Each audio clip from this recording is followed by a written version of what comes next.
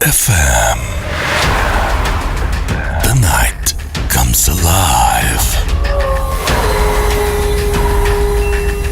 বিশ্বাস করা না করাটা আপনার ব্যাপার।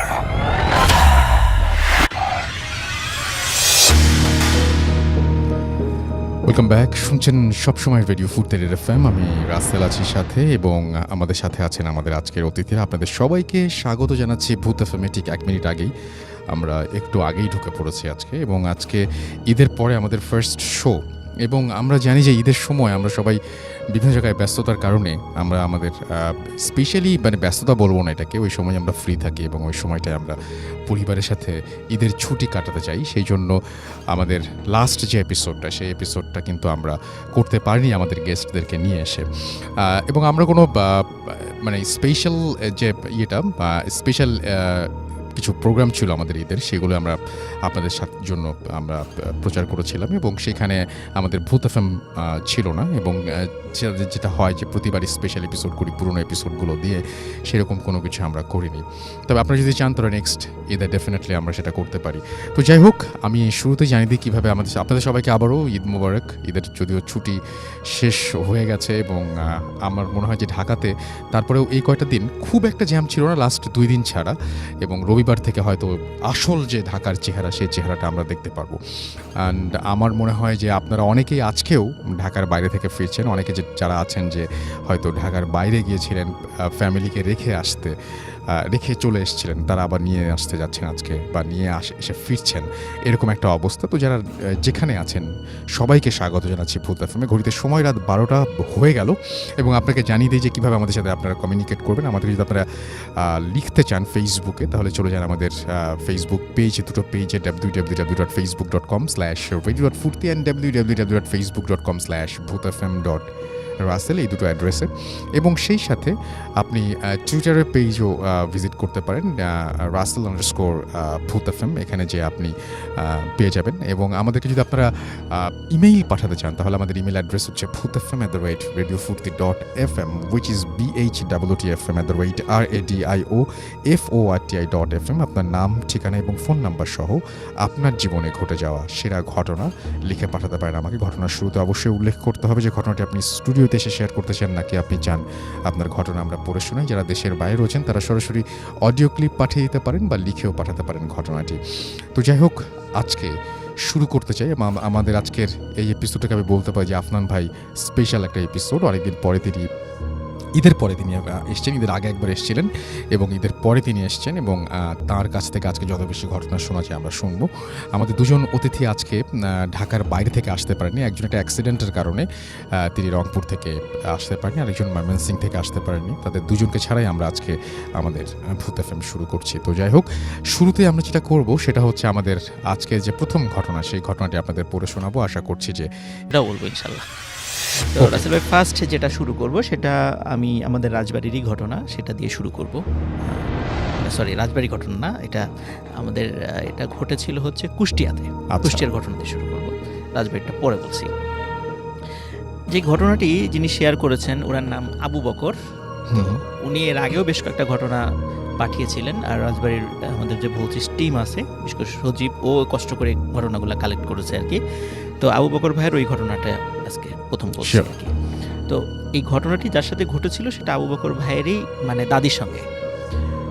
1965 1965 সালের দিকে ওনার দাদি, ওনার বয়স তখন ছিল 16 কি 17 বছর।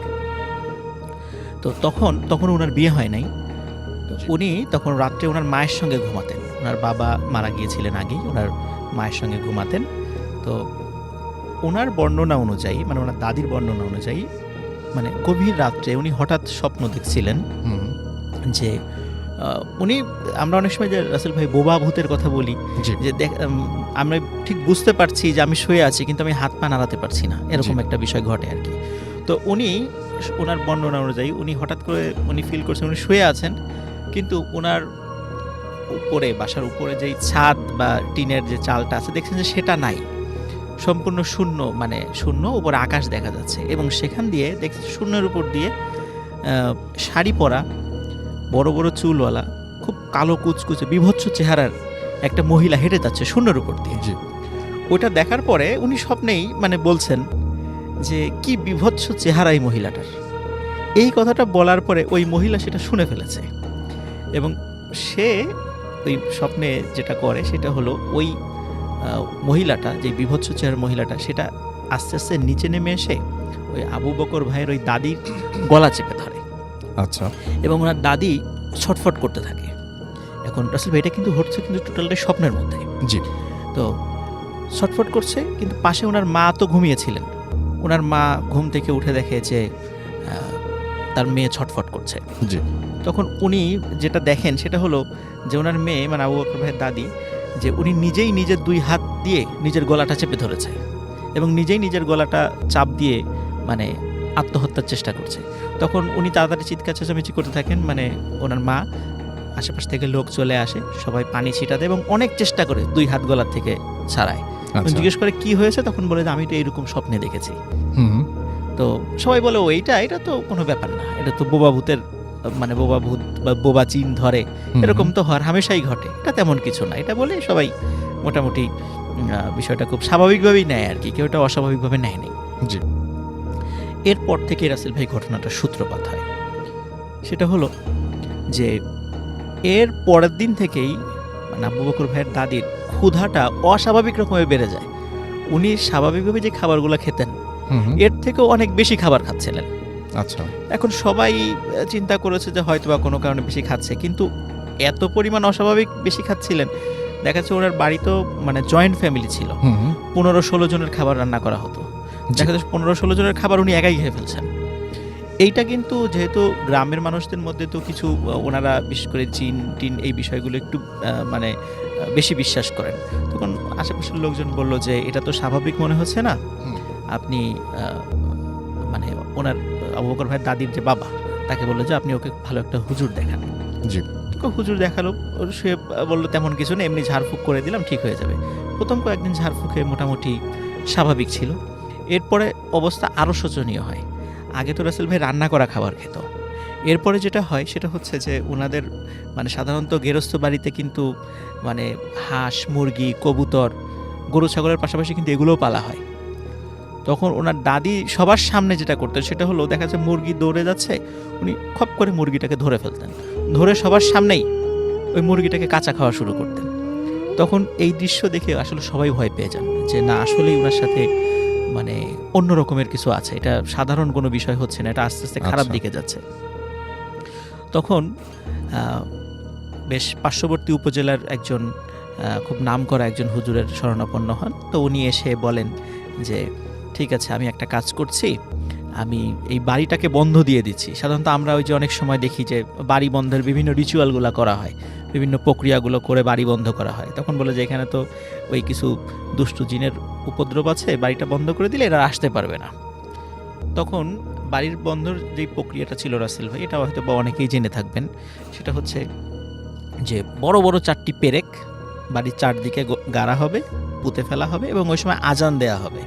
এটা হবে গভীর রাত্রে। তো ঠিকই রাসেল ভাই গভীর রাত্রে যখন এই প্রক্রিয়াটা শুরু করা হলো তখন সবাই ফিল করছিল যে কালবৈশাখী ঝড়ের মতো বাড়ির উপর দিয়ে কি যেন বয়ে যাচ্ছে। তো যাই হোক, মোটামুটি বাড়ি বন্ধের প্রক্রিয়াটা সম্পন্ন হয়। এরপরে 3 থেকে 4 মাস কোনো কিচ্ছু ছিল না, একদম স্বাভাবিক। তো এরপরে সবাই চিন্তা করে যে এনাকে একটু দ্রুত বিয়ে দিয়ে দিতে হবে, হয়তো বা বিয়ে দিলে হয়তো বা বিষয়টা স্বাভাবিক হয়ে যাবে, এরকম চিন্তা করে পরিবার থেকে। এবং সত্যি তাই রাসেল ভাই, ওনার কয়েকটা গ্রাম পরেই ওনার বিয়ে হয়ে যায় এবং খুব দ্রুতই বিয়ে হয়ে যায় আর কি।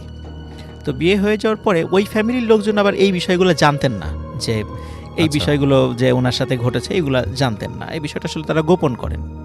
তো ওখানে যাওয়ার মোটামুটি রাসেল ভাই 3 থেকে 4 মাস ওই ফ্যামিলিতে আবার ভালো ছিল, উনি একদম স্বাভাবিক নর্মাল, কেউ কোনো কিছু বুঝতে পারেনি।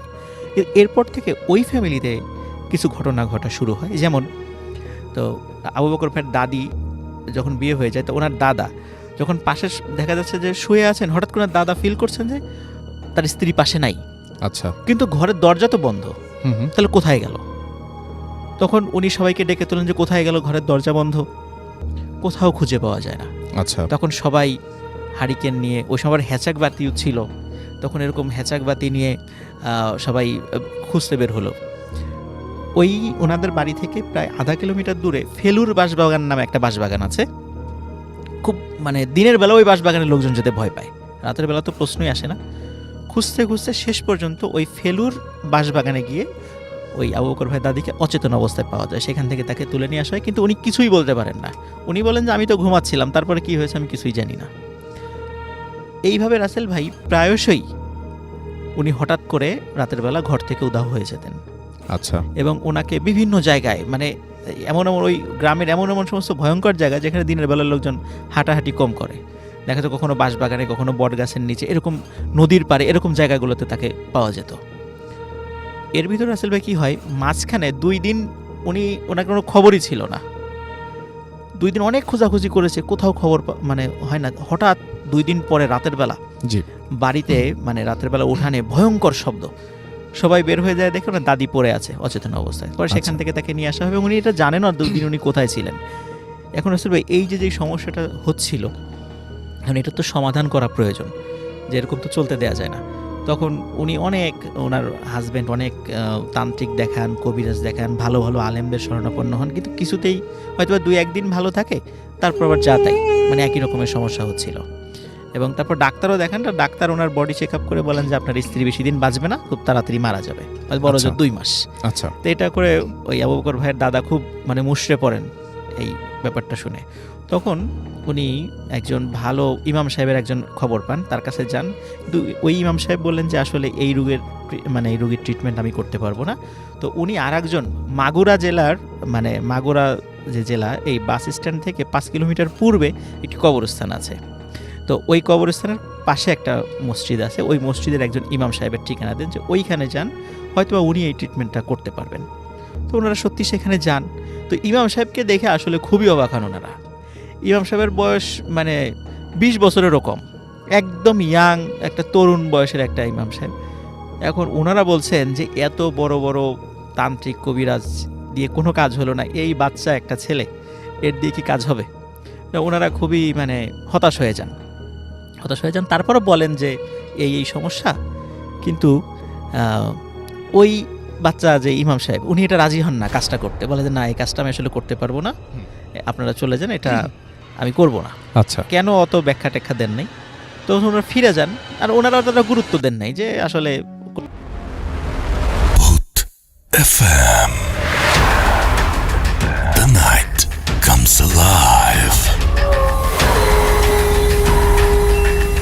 বিশ্বাস করা না করাটা আপনার ব্যাপার।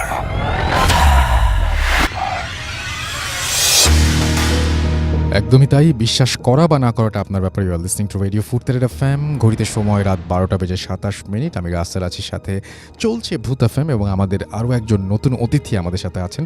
আপনার নামটা প্লিজ একটু বলবেন, কোথা থেকে এসেছেন, তারপরে আপনার ঘটনায় যাব আমরা। আরেকবার বলতে হবে প্লিজ। আসসালামু আলাইকুম। জি, ওয়ালাইকুম আসসালাম। কৌশিক, আমি থাকি হলো মিরপুর। জি। আর এই তো আজকে আমার ঘটনাটা হলো আসলে গত বছর শীতের সময় আমি যাই হলো আমার দাদাবাড়িতে। জি। দাদাবাড়িতে যখন বেড়াতে যাই, এটা ছিল খুলনা একটি জায়গা, বাগেরহাট সাইডে। তো রাত্রেবেলা শীতের সময় তো গ্রামে দেখি রুমের দুপাশে 2টো সিঙ্গেল খাট আছে।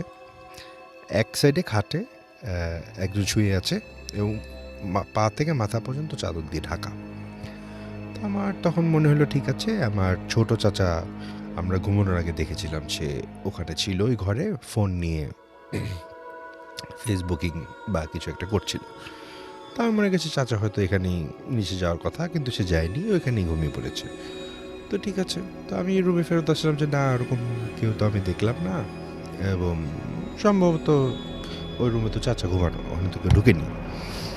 তো আমার বউয়ের প্রথম সন্দেহ ছিল যে এটা কোনো চোর নাকি। তো আমার তখন একটু সন্দেহ হয়েছিল যে এটা চোর না, এটা অস্বাভাবিক কিছু যেটা আমরা শুনে থাকি। তো আমি ওকে বললাম না ঠিক আছে তুমি ঘুমিয়ে পড়ো, এটা তেমন কিছু না। তারপরে ওকে নিয়ে আমি ওয়াশরুমে গেলাম। সকালবেলা আমি আমার চাচাকে যখন জিজ্ঞেস করলাম যে চাচা, আমরা রাত্রে তো এরকম একটা ঘটনা ঘটলো, আপনি তো ওই রুমেই ছিলেন, আমি তো আপনাকে দেখলাম। তখন সে আমাকে বলল যে না, আমি তো রাত্রেবেলা ছিলাম রুমে সঠিক, কিন্তু এরপরে তো আমি নিচে চলে গিয়েছিলাম আমার পরিবারের সাথে শুতে। তখন একটু ভয় লাগলো যে তাহলে কি আমি অন্য কিছু দেখলাম। পরে আমার দাদি, উনি এখন আর নেই, তো উনি তখন FM. The night comes alive. বিশ্বাস করা না করাটা আপনার তারপর মনে অনেক কোয়েশ্চেন জাগে। যদি আপনাদের কাছে ভালো লাগে তো আমি তার থেকে শোনা আরো ঘটনা। Face it. Radio Money Furti. Radio Furti. Boot FM. The night comes alive. বিশ্বাস করা না করাটা আপনার ব্যাপার।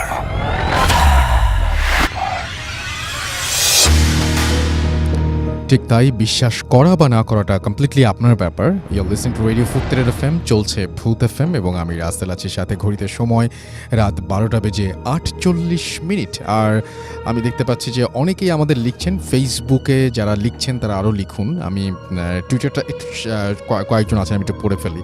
আমাদের সঙ্গে আছেন বাইজিদ, আমাদের সঙ্গে আছেন তিনি ধূপচাচিয়া বগুড়া থেকে লিখছেন। আমাদের সঙ্গে আছেন দেখতে পাচ্ছি শিফাত ইসলাম রাকিব, সুইজারল্যান্ডে চলে যাচ্ছেন তিনি নেক্সট উইকে। তিনি সবাইকে প্রে করতে বলেছেন তার জন্য। আমাদের সঙ্গে আছেন দেখতে পাচ্ছি এছাড়াও পপি, এছাড়াও আমাদের সঙ্গে আছেন দেখতে পাচ্ছি তাহমিনা আফরিন তুলি, এবং তিনি বলছেন যে ফাইনালি তিনি ভূত এফএম পেয়েছেন অ্যান্ড হোল উইক তিনি ওয়েট করেছেন ভূত এফএমের জন্য। থ্যাংক ইউ ভেরি মাচ আমাদের সঙ্গে থাকার জন্য। অ্যান্ড আনুজ আমাদের সঙ্গে আছেন এবং তিনি ইন্ডিয়া থেকে শুনছেন এবং তিনি বলছেন যে ইন্দোর আচ্ছা ইন্ডিয়া থেকে শুনছেন তিনি, এবং তিনি ভূত এফএমের অনেক বড় একজন ফ্যান। ফুর্তি অ্যাপ দিয়ে তিনি শুনছেন। ওকে, থ্যাংক ইউ সো মাচ আমাদের সঙ্গে থাকার জন্য। আমাদের সঙ্গে আছেন এছাড়াও দেখতে পাচ্ছি মোস্তফা কামাল, আমাদের সঙ্গে আছেন এছাড়াও প্রিন্স রাজ সহ আরও অনেকে। তো যাই হোক, আমাদের যদি এইখানে আপনি যদি আসতে চান তাহলে রাসেল_ ভূত এফএম এটা দিয়ে খুঁজলেই আমাকে পেয়ে যাবেন। আমাদের সঙ্গে এছাড়াও ফেসবুক পেজ যারা আছেন www.facebook.com/radio.furti and www.facebook.com/bhutfm.russell, এই দুটো পেজেও আপনি আমাদের সাথে কানেক্টেড থাকতে পারেন। আমাদের সাথে যদি আপনি ইমেইল বা আপনার ঘটনা শেয়ার করতে চান তাহলে চলে যান, আমাদের ইমেল অ্যাড্রেসটা আপনাদের মনে রাখতে হবে। আমাদের ইমেল অ্যাড্রেস হচ্ছে bhutfm@radiofurti.fm, which is bhutfm@radiofurti.fm। আপনার নাম, ঠিকানা এবং ফোন নাম্বার সহ আপনার জীবনে ঘটে যাওয়া বা আপনার জানা সেরা ঘটনা লিখে পাঠিয়ে দিন আমাদের কাছে। ঘটনার শুরুতে অবশ্যই উল্লেখ করুন যে ঘটনাটি আপনি স্টুডিওতে এসে শেয়ার করতে চান, নাকি আপনি চান আপনার ঘটনা আমরা পড়ে শোনাই। যারা দেশের বাইরে আছেন তারা সরাসরি অডিও ক্লিপ পাঠাতে পারেন বা লিখেও পাঠাতে পারেন ঘটনাটি। আমরা চলে যাব আমাদের নেক্সট যে আমাদের গেস্ট রয়েছেন তার কাছে। আপনার নামটা একটু জানতে চাইবো, প্লিজ আপনার নামটা একটু বলবেন, তারপরে আপনি কোথা থেকে এসেছেন সেটা একটু কাইন্ডলি বলবেন, তারপরে আপনার ঘটনায় যাব। জি, আসসালামু আলাইকুম। ওয়ালাইকুম আসসালাম। আমার নাম তানভীর। জি। আমি মিরপুর ডিএইচএস থেকে এসেছি। জি। Thank you for having me. আমার হৃদয়টা অনেক দুর্বল। আচ্ছা, আমি খুব ভীতু কিসিমের একটা মানুষ। আচ্ছা, তো ব্যক্তিগতভাবে কোনো সময় আমি এরকম ভৌতিক ব্যাপারে এক্সপেরিয়েন্সড হয়নি আমার, বাট হোপফুলি যেদিন হবে হয়তো বা আমি আর থাকবো না বলার জন্য। সো আমি যেটা বলতে চাচ্ছি সেটা হচ্ছে একটা শোনা কথা, মানে আমি আরেকজনের কাছ থেকে শুনেছি, নিজে এক্সপেরিয়েন্স করিনি। সেটা হচ্ছে আমি ছোটোবেলায়, this is a story back in 95, যখন আচ্ছা। আমার বয়স 5 বা 6 বছর বয়সে, আমি আমার বাবা মার সাথে দাদাবাড়ি গিয়েছিলাম গাইবান্ধায়। জি। তখন আমাদের দাদাবাড়িটা একতলার বাড়ি ছিল, মানে ইটস এ সিঙ্গেল ফ্লোর, আর বাউন্ডারিটা যেটা ছিল সেটা পুরোটা তার কাটাতে ঘেরা ছিল। আচ্ছা, তো রাত তখন হয়তো বা বাজে 2:30 বা 3টা, মোস্টলি এই টাইমটাতেই সব কিছু হয়। সো হ্যাঁ, তিনটা খুবই একটা মানে হ্যাঁ, অন্যরকম ধরনের একটা ব্যাপারটা time, ওরকমই। হ্যাঁ। সো ওই টাইমটাতে আমরা সবাই ঘুমোচ্ছিলাম, তো হুট করে ছাদে মনে হচ্ছিল কেউ যিনি হাঁটছে। এখন একটা নর্মাল মানুষ যখন হাঁটবে আর যখন একজন ভারী মানুষ হাঁটবে তখন কিন্তু একটা তফাৎ হবে। সেটাই। সো যেহেতু বাসাটা সিঙ্গেল ফ্লোর ছিল, উপরে হাঁটাটা কোনো মানে হাঁটাটা প্রশ্নে আসে না হাঁটাটা, বিকজ সিঙ্গেল ফ্লোর, আর উপরে যদি কেউ উঠে it's either going to be একটা কেউ চোর হতে পারে অথবা ডাকাত। সো এই আওয়াজ পেয়ে স্বাভাবিকভাবে আমার বাবা মা তো না, বাবা, চাচা এবং আরেকজন ছিল আমার চাচা, তো ওনারা তিনজনই বের হয়ে গিয়েছে বাসা থেকে। এখন ছাদটা, আমাদের সিঙ্গেল ফ্লোর যে ছাদ ছিল, এটা উঠতে হলে একটা মই দরকার ছিল, মই আচ্ছা। ছাড়া ছাদে ওঠা সম্ভব ছিল না। সো ওনারা তাৎক্ষণিকভাবে মইটা নিয়ে ছাদে উঠলেন, কিন্তু কাউকে পেলেন না। আর সেই টাইমে গ্রামবাসীদের ইলেকট্রিসিটির ফ্যাসিলিটিটা কম ছিল, সো আলোটা তেমন একটা ছিল না। So they had to carry torch light in order to see যে রাতেবেলা কে কোথায় কী করছে। তো ওনারা ছাদে উঠে টর্চ লাইট দিয়ে যখন দেখলেন যে কেউ নেই, তখন ব্যাপারটা সবারই একটু নাড়া দিয়ে উঠলো যে যেটা হচ্ছে কি অ্যাকচুয়ালি জিনিসটা কি, কারণ বাউন্ডারি তো তার কাটাতে ঘেরা, আর কেউ যদি আসেও তার তো যেতেও সময় লাগবে, আর আওয়াজ তো পাবো যেতে গেলে। তো এরকম কোনো যখন সাইন্স পেল না, তখন স্বাভাবিকভাবে সবাই একটু ভয় পেয়ে উঠল। কিন্তু তারা যখন নেমে আসে, তখন একটা কালো বিড়ালও তাদের সাথে নেমে আসলো। কেউ প্রায় আমাদের মুক্তিযুদ্ধের আগের ঘটনা, তো যার সঙ্গে ঘটেছিল ওনার নাম ছিল হচ্ছে জলিল। উনি পেশায় হলো কসাই ছিলেন, আচ্ছা, মানে ওনার প্রফেশনটা ছিল কসাই। বয়স খুব বেশি ছিল না, তো বয়স 20 থেকে 25-এর মধ্যে ছিল বয়স। ওনার বাড়ি ছিল রাজবাড়ী সদর থানার অধীনেই উড়াকান্দা নামক একটা জায়গা আছে, এটা একদম নদীর পাড়ে আর কি। আচ্ছা। রাজবাড়ি একদম পাশে, তো রাজবাড়িটা পদ্মা নদীর পাশে অবস্থিত, বেশ একদম নদীর কাছাকাছি ওনার বাড়ি ছিল। উনি সাধারণত সন্ধ্যার পরে সাইকেল ছিল, সাইকেল চালিয়ে বাসায় চলে যেতেন, মানে এটা ছিল তার দৈনন্দিন মানে একটা কাজ আর কি। তো একদিন উনি কোনো কারণে বেশ কিছু কাজ শেষ করতে করতে দেরি হয়ে যেত, কারণ ওনাদের কাজটা ছিল রসুল ভাই ওই পরের দিন যেই পশুগুলো জবাই করা হবে সেগুলো একটু ম্যানেজ করে তারপর যেতেন আর কি। আচ্ছা। এই জন্য আবার কখনো কখনো এটা ম্যানেজ করতে একটু দেরি হয়ে যেত। তো ওই দিন কোনো কারণে একটু দেরি হয়ে যায়, উনি সাইকেল চালায় বাসার দিকে যাচ্ছিলেন। তো বাসার দিকে যাওয়ার সময় তো আমাদের ওই ওরাকান্দার যে রাস্তাটা আছে, যারা রাজবাড়ী জেলায় থাকবেন আছেন তারা জানেন, সেখানে দাঁতশি নামক একটা জায়গা পড়ে। দাঁতশি পার হয়ে ওরাকান্দা, এর মধ্যবর্তী জায়গাটা বেশ ফাঁকা, দুপাশে একদম ফাঁকা থাকে, এখনও ফাঁকা, এখনও আচ্ছা। মানে বেশ শুনশান জায়গা ওইটা। তো উনি যখন যাচ্ছিলেন তখন চাঁদের আলো, তো হঠাৎ করে দেখলেন রাস্তার পাশে একটি বিড়াল, এবং ওই বড় বিড়ালের সাথে ছোট ছোট বাচ্চা বিড়াল, মানে ওই এটা হলো মা বিড়াল, সাথে 4-5টা তার বাচ্চা আর কি। তো রাস্তার পাশে মানে খেলা করছে আর কি। জি। আসলে উনি যেহেতু মানে অনেক সময় দেখা যাচ্ছে যে আমরা ভাইয়া যখন রাস্তাতে যাই কোনো কারণ ছাড়াই দেখা যায় একটা কুকুর যাচ্ছে, কুকুরকে আমরা একটা ঢেল মারি, অথবা আমরা কোনো বিড়ালকে আঘাত করি, এটা কিন্তু আমাদের অনেকেরই এই বদ অভ্যাসটা আছে। উনি যখন সাইকেল চালিয়ে যাচ্ছিলেন, তো ওনার মধ্যে হঠাৎ করে একটা মানে দুষ্টু চিন্তা মানে মাথায় চেপে বসে। উনি করলেন কি, সাইকেলটা হঠাৎ করে ওই যখন দেখলেন কাছাকাছি চলে আসছে, বিড়াল রাস্তা থেকে সরে না, তখন উনি ওই দুষ্টু চিন্তাটা মাথায় আসে, উনি করে কি সাইকেলটা বিড়ালের গায়ের উপর দিয়ে চালাইতেন। আচ্ছা। উনি মনে করছে এটা একটা ফান হিসাবেই নিয়েছেন আর কি, মানে স্বাভাবিকভাবে আমরা পশুদেরকে আঘাত করি, উনি ওইভাবেই একটা ফান মজা হিসাবে এটা নিয়েছেন আর কি। তো উনি যখন এই কাজটি করেন, একবার পিছন দিকে তাকান, তখন দেখলেন যে ওই বড় বিড়ালটা খুব ছটফট করছে। মানে একটা পশুকে যদি জবাই করে ফেলা হয় তখন দেখা যায় যদি যেমন ছটফট করে, লাফালাফি করে, বিড়ালটা ওইভাবে ছটফট করছে। তখন উনি একটু খুশি হন যে যাক, আঘাত দিতে পারছি, ভালো, রাস্তার পাশে থাকবেই কেন, এরকম একটা ভাব আর কি ওনার। তো উনি বাড়িতে চলে যান। তো এরপর রাসেল ভাই মানে যেটা হয় আর কি, এরপরই থেকে আসলে ঘটনাটা শুরু। আচ্ছা। তবে এই বিড়ালের সাথে কি ঘটনাটা ঘটেছিল সেটা আমি একটু বলে তারপর আমি মূল ঘটনাতে যাব। ওখানকার স্থানীয় যারা লোক, যারা কৃষি কাজ করতো, যখন ভোরবেলা তারা কৃষি কাজ করার জন্য এসেছে, তখন দেখে যে একটি বিড়াল এরকম মৃত অবস্থায় পড়ে আছে, এবং 4-5টা বাচ্চা ওই ওই ভূত FM. The night comes alive. বিশ্বাস করা না করাটা আপনার ব্যাপার। কোনো ভূত সম্বন্ধনীয় বা এতটুকু আমি বলতে পারবো যে ঘটনাটি খুবই ইন্টারেস্টিং। সো আমি যখন বাংলাদেশে ছিলাম লাইক 2000, আমি ভূতে ফ্যাম শোনা শুরু করি লাইক 2011 থেকে।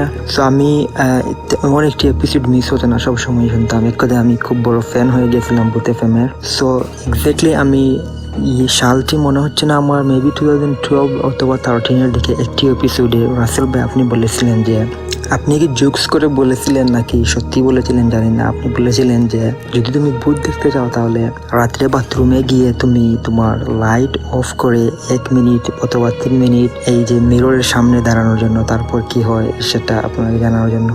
আমি আসলে বুঝেছিলাম যে আপনি ব্যাপারটা আসলে মজা করেই বলেছিলেন, আমি ট্রাই করার জন্য জিনিসটা করেছিলাম। আমি তো মানে মনে মনে হাসছিলাম যে এইটা আবার হয় নাকি, এইটা রাসেল ভাই কি বলেছিলেন। সো আমি এক্স্যাক্টলি যখন ট্রাই করলাম তখন লাইক যখন আমি বাথরুমের লাইটটি অফ করলাম, and then I was standing like 1 minute, not even 1 minute, it was like 30 seconds. Then what happened, তখন কি হয়েছিল যে আমি আসলে এটা কল্পনাই করতে পারছিলাম না যে এটা কি সত্যি আমার সাথে ঘটেছিল। আর আমি এখনো এক্স্যাক্টলি আমার ফেসটা আমার মনে আছে যে আমি দেখলাম যে হঠাৎ করে একটা মানে আমরা গ্রামের লোকজন যাকে পাগল বলি, মানে একটা লোক বলি পাগল, লাইক বস্তা টাইপের কিছু একটা পাড়াফিরা কাপড় পিন্দে আবার পরে, ওরকম একটা লোক আমাকে বো সামথিং এরকম মানে জানলার ভিতরে থেকে মানে exactly soundless, like he didn't do it like sound, but he was just booed me, and then I was really scared, and then what I did, I ran away to my room. So আমি তখন এত ভয় পেয়েছিলাম যে আমি এক দৌড় দিয়ে আমার রুমে যাই। তারপর আমি রুমে গিয়ে আমার লাইট অফ করে কি করি, তখন সম্ভবত কোনো একটা ম্যাচ হচ্ছিল, লাইক ক্রিকেট ম্যাচ অথবা সাকার ম্যাচ। তখন আমি লাইক ব্যাপারটা ভুলে যাই। তারপর আমি ওই যে ম্যাচটা দেখতে শুরু করি, সম্ভবত বাংলাদেশের ম্যাচ ছিল অথবা কোনো একটা সাকার ম্যাচ ছিল। তারপর আমি ব্যাপারটা সম্পূর্ণ ভুলে যাই। তারপর কি হয়, তখন আমি আমার নিয়ম মাফিক আমি ঘুমিয়ে পড়ি লাইক ঘড়ি 12টা 1টা অথবা 2টার দিকে। আমি আবার বলছি যে আমি যখন ঘুমিয়ে পড়ি তখন আমার ঘটনাটি সম্পূর্ণ আমি ভুলে যাই। আমার তখনও কোনো কিছু মনে নাই যে এইটা আমার সাথে ঘটেছিল, বিকজ আমি ওই যে সাকার ম্যাচ অথবা ক্রিকেট ম্যাচ দেখতে মগ্ন ছিলাম। তারপর আমি সব কিছু ভুলে যাই। তারপর যখন ঘুমানোর পর যা হলো, আমি ওই দিন যেটা স্বপ্নে দেখলাম, আমি আজও এই স্বপ্নটা বলতে পারি না। ইভেন আমি ইউএসএ আসার পরে আমার একটা অ্যাসাইনমেন্ট ছিল about something happened in your life which changed you or which changed your mind. So আমি অ্যাসাইনমেন্টটি এই সম্পর্কে লিখেছিলাম। ইভেন আমার টিচারও এইটা লাইক করেছিল এবং আমাকে নিয়ে এক্সট্রা কোয়েশ্চেন করেছিল about something like that. So যেটা হয়েছিল ওই দিন রাত্রে, আমি যা স্বপ্নে দেখলাম যে আমি কোথাও একটা নদীর পাশ দিয়ে হাঁটতেছি একা একা। এখন যখন আমি নদীর পাশ দিয়ে আসলাম, হঠাৎ আমি দেখলাম যেখানে একটা খুব বড় একটা জাহাজ, এবং এইটা সম্ভবত 6-7 স্টোরি, লাইক 6 থেকে 7 তলা জাহাজ এরকম হবে। তখন আমি কি করলাম, যখন হাঁটতে হাঁটতে আমি একা একা ওই জাহাজটিতে উঠলাম। তারপর এক করে আমি একেবারে জাহাজের উপরে লাইক 7 তলা অথবা 8 তলা এখানে গেলাম। তারপর গিয়ে আমি দেখলাম এখানে প্রচুর লোক এখানে চিল করছে। ওইখানে তারা like they have like a good moment, they are chilling something like that. So আমি বিষয়টা আমি মোমেন্টটা এনজয় করতে লাগলাম। তারপর হঠাৎ কি দেখলাম, ওই জাহাজের একটা কোনায় একজন কাপল লাইক তারা স্বামী স্ত্রী এবং একটা বাচ্চা ছেলে লাইক তাদের খুলে, এবং তারা ওইখানে লাইক একা একা তাদের গল্প গুজব করছে। তারপর আমি তাদের পাশে কি জন্য আমি গেলাম, আমি নিজে জানি না। তারপর কি হলো, তাদের খুলে যে বাচ্চাটি ছিল বেবি, ওইটা তাদের হাত থেকে পানিতে পড়ে যায়। তারপর মানে মোমেন্টটা লাইক সম্পূর্ণ একবারে সাইলেন্ট এবং ভেরি স্যাড মোমেন্ট হয়ে যায়। সব মানুষ একেবারে লাইক নিস্তব্ধ হয়ে যায় ওই ঘটনার পর। আর ওই যে বাচ্চাটার মা ছিল, উনি তো কাঁদতে কাঁদতে একবারে বেহুশ। তারপর আমিও ওই সময় লাইক শকড হয়ে গেছিলাম, কি করব আমি বুঝতে পারছিলাম না। তারপর তখন হঠাৎ আমার একটা চোখ পড়লো একটা লোকের দিকে।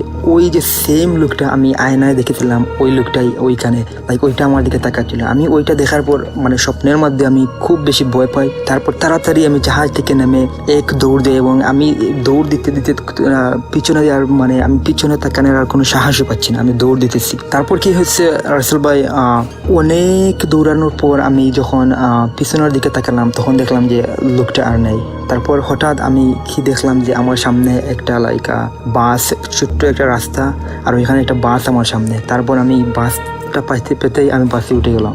তারপর মানে আমি মনে মনে বললাম বেঁচা গেল, মানে আমি খুব আনন্দ ভোগ করলাম, মনে মনে যে আমি বেঁচে গেলাম এইরকম একটা ইনসিডেন্ট থেকে। তারপর আমি কি করছিলাম, আমি ওই যে বাসের একটা জানালার সাইডে বসছিলাম। তারপর আমি যে জানালাটা খুলে দিয়ে বাতাস খাচ্ছি, আর তারপর হঠাৎ আমি মানে দেখি যে আমি বাসের মধ্যে ঘুমিয়ে পড়ছি। তারপর কি হয়েছে রাসেল ভাই, আমি হঠাৎ মানে স্বপ্নের মধ্যে আমি বাসের মধ্যে ঘুম ভাঙলো। তারপর কি দেখি, আমি হঠাৎ দেখি যে বাসে একটাও প্যাসেঞ্জার নেই, আর আমার ঠিক লেফট সাইডে যে লোকটা বনে আছে সেই লোকটা হচ্ছে সেম লোক যাকে আমি আয়নাতে দেখেছিলাম সরাসরি। তারপর স্বপ্নের মধ্যে আমি যে ওই শিপ বা জাহাজে দেখছিলাম ওই লোকটা আমার পাশে বসে আছে। তারপর মানে আমি মানে চিৎকার দিতে পারছি না, মানে আমি মনে মনে চাচ্ছি চিৎকার দিব, বাট আমি আমার সমস্ত শরীরটা ফ্রিজ হয়ে যায়, আমি কিছুই করতে পারছি না। তারপর লোকটা আমার সাথে প্রথমে আমার গায়ে হাত দিল, মানে ওইটা আমি খুবই ঠান্ডা ছিল লোকটার হাত। তারপর লোকটা আমাকে বুঝাইতে চাইলো যে don't worry, I am not gonna harm you. মানে লোকটা আমাকে এটা বুঝাইতে চাইলো যে চিন্তার কোনো কারণে আমি তোমার কোনো ক্ষতি করব না। তারপর লোকটা একটাই কথা আমাকে বলেছিল, ওই যে তার মানে স্বপ্নের মাধ্যমে লোকটা আমার হাতে কোনো একটা জিনিস দিছিল। তারপর লোকটা ওই একটাই কথা আমাকে বলেছিল, লাস্ট সেন্টেন্স যেটা হবে, ওই সেন্টেন্স আমি এখনো ওইটা লিখে রাখছি, এবং ওই সেন্টেন্সটা আসলে খুবই উপকারী আমি মনে করি আমার লাইফের জন্য। যে লোকটা যে সেন্টেন্সটা বলেছিল যে, সো বেসিক্যালি লোকটা বলছিল যে এই যে পৃথিবী, মাটি, মানুষ, নদী, পাহাড়, পর্বত, যা কিছু আছে, যা কিছু আমরা দেখতে পাই বা না দেখতে পাই, সব কিছুই সৃষ্টি হয়েছে একটা রিজনে। আর এই সব কিছুই এমনিতেই কখনো সৃষ্টি হয় না, সব কিছু সৃষ্টি করার একটা উদ্দেশ্য রয়েছে, আর যেই এই সব কিছু সৃষ্টি করেছেন তিনি হচ্ছেন সেই মহান সত্তা। সো এটাই ছিল ভাই আমার ঘটনা। যদি ভালো লাগে শেয়ার করবেন, and advance thank you so much for sharing. And আমি আগে বলেছি ভাই এটা ভৌতিক ঘটনা কি না তা আমি জানি না, তবে obviously I think it's interesting event and you guys like it. Bhoot FM. The night comes alive. বিশ্বাস করা না করাটা আপনার ব্যাপার।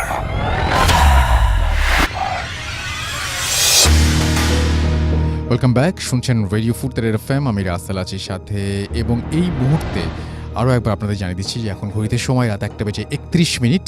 আমরা হয়তো আর একটা ঘটনা শুনতে পারবো, এবং আমাদের সঙ্গে আমাদের একজন অতিথি আছেন, তিনি আমাদের এই ঘটনাটি শোনাবেন, এবং আশা করছি যে এই ঘটনাটি আপনাদের ভালো লাগবে। ইন দ্য মেইন টাইম আমাদেরকে যদি আপনারা লিখতে চান, আমাদের ইমেল করতে চাইলে আমাদের ইমেল অ্যাড্রেস হচ্ছে bhootfm@radiofurti.fm, which is bhtfm@radioforti.fm। আপনার নাম, ঠিকানা এবং ফোন নাম্বার সহ আপনার জীবনে ঘটে যাওয়া বা আপনার জানা সেরা ঘটনা লিখে পাঠান আমাদের কাছে। ঘটনার শুরুতে অবশ্যই উল্লেখ করুন যে ঘটনাটি আপনি স্টুডিওতে এসে শেয়ার করতে চান, নাকি আপনি চান আপনার ঘটনা আমরা পড়ে শোনাই। যারা দেশের বাইরে আছেন তারা সরাসরি অডিও ক্লিপ পাঠিয়ে দিতে পারেন বা লিখেও পাঠাতে পারেন ঘটনাটি। আমরা চলে যাচ্ছি আমাদের পরবর্তী অতিথির কাছে। আপনার নামটা আরও একবার প্লিজ বলবেন, যেহেতু দেখা যাচ্ছে না, তারপর আপনার ঘটনা যাব। হ্যাঁ, আমার নাম হলো কৌশিক। জি। তো Radio Furti 88 FM.